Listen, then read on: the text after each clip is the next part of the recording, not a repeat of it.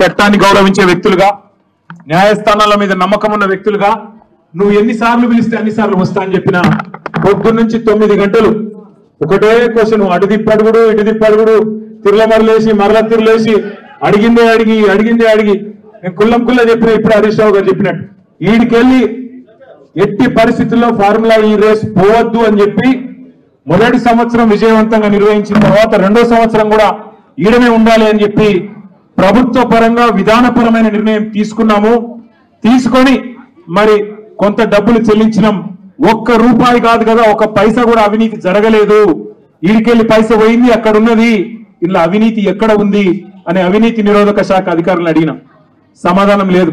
బెబ్బెబ్బే ఏంటి అంటే ఫైల్ ఇటు పోయిందా, ఇటుకెళ్ళి పోయిందా, నువ్వు కుడి చేపులకి వెళ్ళి ఇచ్చినావో పైసలు, ఎడమ చేపులకి వెళ్ళి ఇచ్చినావో పైసలు అని చెప్పి పనికిమాలిన ప్రశ్నలు తప్ప, చిట్టినాయుడు రాసిచ్చి పంపిన ప్రశ్నలు తప్ప ఏమీ లేని విషయం. అందుకే నేను మొన్న చెప్పినా మళ్ళీ చెప్తున్నా, ఇది లొట్టపీస్ కేసు, ఈయన ఒక లొట్టపీస్ ముఖ్యమంత్రి.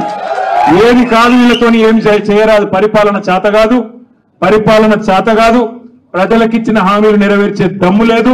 అందుకే దద్దమ్మ